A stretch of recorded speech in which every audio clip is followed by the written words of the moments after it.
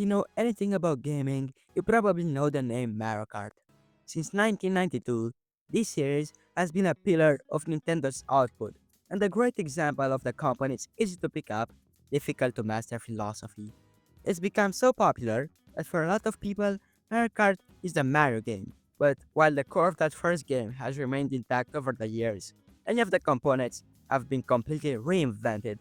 And with the series' latest title, Mario Kart World, now out for the Switch 2, it's the perfect time to look back on each game in the series to see how they improved on the formula, how they reflected the state of Nintendo at the time of their release, and whether the path to perfection ended up betraying everything that made Mario Kart great in the first place. This is the story of Mario Kart Evolution. It all started in 1992. You have to remember, Nintendo was coming off the success of F-Zero, a high-speed, single-player racer. They wanted to make it a multiplayer experience, and the breakthrough came when they put Mario in the driver's seat. Suddenly, it wasn't just a tech demo, it had a personality. Super Mario Kart on the SNES didn't just kick off a franchise, it invented a whole new genre. Using the console's graphics, it created this 2D world that felt absolutely revolutionary.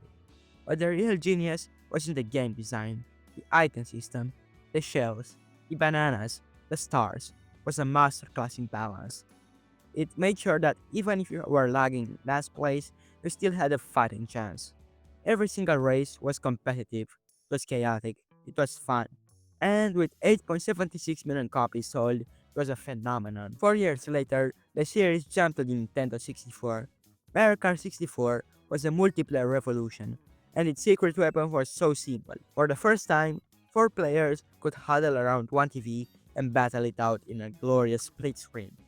The move to full 3D meant tracks weren't just flat anymore.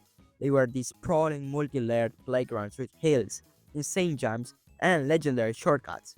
Tracks like the winding labyrinth of Yoshi's Valley or the epic marathon-long length Rainbow Road became legendary.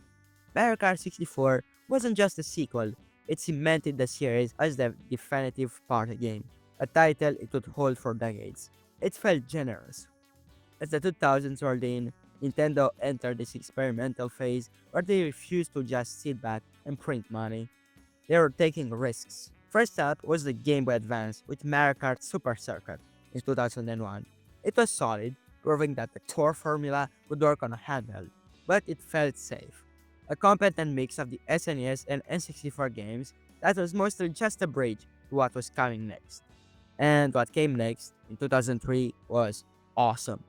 Mario Kart Double Dash on the GameCube is probably the most divisive and innovative game in the entire series.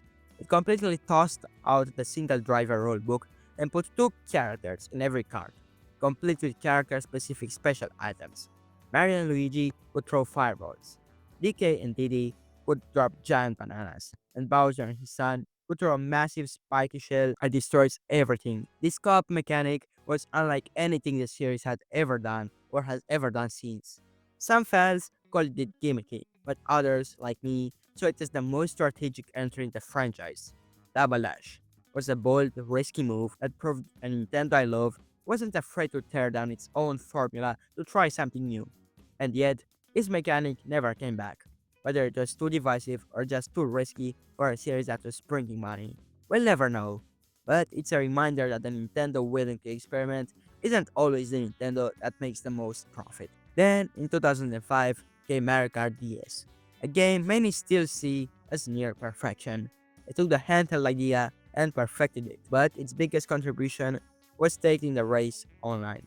For the very first time, you could test your skills against players from all over the world with a Nintendo Wi-Fi connection. It also introduced retro cups, bringing back classic tracks from older games and making it a staple of the series forever.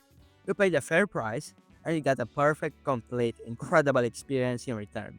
With its deep mission mode and the high-skill snaking technique, it sold over 23 million copies and set a new standard. If the DS perfect handheld racing, Mario Kart Wii in 2008 perfected accessibility. It was a revolution. Bundled with the Wii Wheel, it used motion controls to invite millions of new players who had never touched the controller before. The roster got bigger. Online races swelled to 12 players, and they added bikes, which fundamentally changed how you took corners with the new inside drift. The result was an explosion. Mario Kart Wii sold a staggering 37 million copies, making it the best-selling game in the series and bringing the franchise to its absolute mainstream peak. This was Nintendo on our side, changing what it meant to be a gamer. After that revolution, the next entries were about evolution. Mario Kart 7 on the 3DS added hang gliders and propellers for driving underwater, making the tracks more dynamic than ever. But it felt like a natural progression at a groundbreaking leap. That leap was supposed to come in 2014 with Mario Kart 8 on the Wii U. The new anti-gravity mechanic was the star, allowing for these mind-bending tracks where it'd be driving up walls and across ceilings. It was a visual and technical marvel, praised by everyone for having some of the best tracks design in history. The only problem was that it was on the Wii U, a console that commercially failed. But a great game can be kept down. So in 2017, Nintendo re-released it on the Switch as Mario Kart 8 Deluxe, giving the battle mode and all the DLC included, making it the definitive version. And it sold. And sold. With nearly 69 million copies sold, it's one of the best-selling games of all time. Then, in 2022, came the Booster Course Pass, 48 remastered tracks spread across 2 years of DLC for $25. Honestly, that's incredible value, doubling the track count for less than half the price of a new game. Sure, some tracks were ported from Tour with simple visuals, masterpieces, but the sheer amount of content made it hard to complain. For most fans, including me, it was worth every penny. It kept A Deluxe feeling fresh for years. The success of Mario Kart 8 Deluxe is undeniable. It's the polished, ultimate version of a formula that's been perfected for decades. In 2019, we got Mario Kart Tour for mobile. While it made a lot of money, it was torn apart by criticisms for its aggressive monetization. Gacha mechanics, where you pay for a random chance to unlock things, sucked, and went against everything the series stood for. It got so bad that a class action lawsuit was filed over its loot box systems, saying that they capitalized on and encouraged addictive behaviors similar to gambling. This was the first time the word greed started to feel seriously attached to the franchise, and the whole experience felt gross. A year later, Mario Kart Live Home Circuit gave us an innovative but niche AI experience that, at its high price, was more of a novelty than a real next step. Which brings us to this August and the launch of Mario Kart World for the Switch 2. I haven't had a chance to play it myself yet, but early impressions from the community suggest it's polished, gorgeous, and safe. It refines Ace Deluxe without reinventing it. By all early accounts, it's a technical marvel, a roster of over 60 characters, stunning next-gen graphics, a refinement of Mario Kart 8's best ideas. It looks like it could be the biggest, most polished Mario Kart ever, but it comes at a cost, a literal one. The game launched with an €80 price tag, a significant hike for a Nintendo title. For a series that built its entire legacy on being its accessible, all-in-one package of fun, this shift is disturbing. From the pixelated genius of Super Mario Kart to the multiplayer revolution of the N64, from the weird and wonderful risks of Double Dash to the online perfection of the DS, from the mass market accessibility of the Wii to the polished definitive experience of Mario Kart 8 Deluxe, the evolution of the series has been a masterclass in innovation and fun, but the road ahead is uncertain.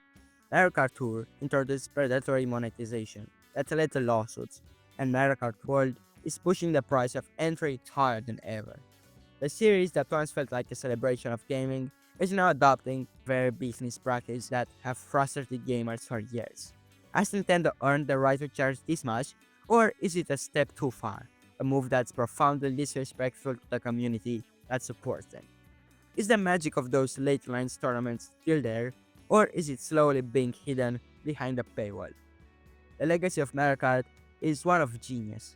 The question now is whether its future will be one of greed. So here's my question. Which Mario Kart era do you think was the peak? Let me know in the comments down below. And if this resonated with you, please hit the like button, subscribe, and leave me some feedback in the comments. I was David. Bye.